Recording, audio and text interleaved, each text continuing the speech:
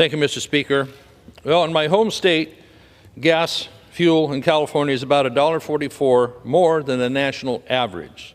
So let's talk about where that money goes based on this graphic we have from California Energy. Over a third of the costs are state imposed, right here at the top. Now let's go to the bottom here. Let's see what it takes to get a gallon of fuel to a station. Down here on the bottom we have the crude oil cost itself to explore and get it out of the field. And next here we have the refinery costs here.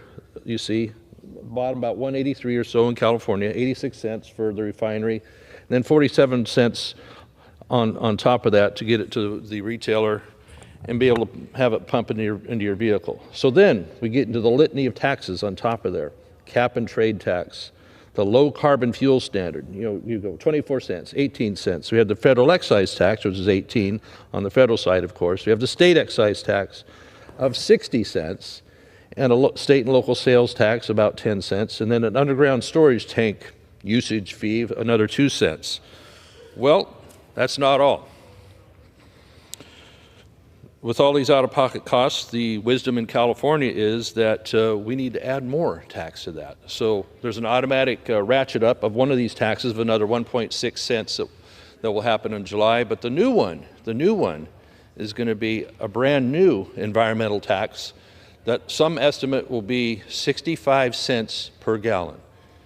65 cents of new tax per gallon on top of all this on already the most expensive state to buy fuel in. It's amazing how out of touch Sacramento is on that. And why is what Sacramento doing, why is that important? Because there's many other states that are trying to emulate what California does and California's CARB rules, California Resources Board, CARB. And so, for example, recently we were able to turn back an electric vehicle mandate that via the CRA process that President Trump signed that California had sought a waiver for, but also 16 other states are wanting to be part of as well. New Jersey, Colorado, New York, Maryland, Oregon, Illinois, Rhode Island, Vermont, DC, Massachusetts, Minnesota, Washington, and others. They want to join that parade with California just on being forced into having electric vehicles. The state's mandate would be that 35% of all vehicles sold in California by the end of next year would have to be electric. You're going to have cars sitting on the lots that they can't sell, and you won't be able to buy the vehicles you want because they have to sell those as mandated. So we're in a situation where not only are we having bad ideas come from California, but other states are thinking it's a good idea to follow those. It'd be detrimental to the auto manufacturing and the market in this country, and most importantly for choices for people. So on top of that, in California, we have two state refineries that are slated to close unless some 11th hour help can be brought for them. Phillips 66 will shut down a plant this fall, and Valero up in Benicia will shut down a plant next spring. That will take 21% of refinery capacity out of the state of California, where we have our own special blend of fuel we can't get from anywhere else unless the governor might give a waiver in emergency and allow it to be trained or trucked in from some other state that has refineries.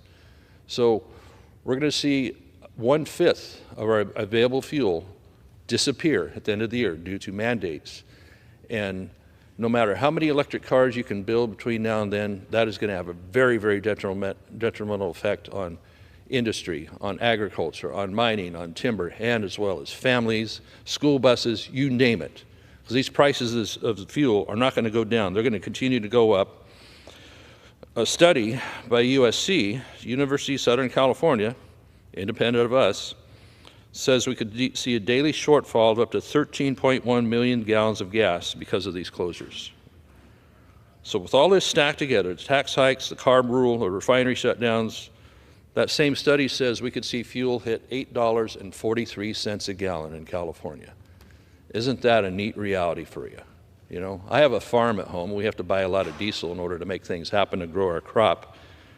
I can't imagine having my fuel go up another 50%, as well as the wage is forced to go up by state mandate. And hey, we like paying our guys, but people need to have some say in what they pay. They've mandated that McDonald's workers get $20 plus a ratchet on that.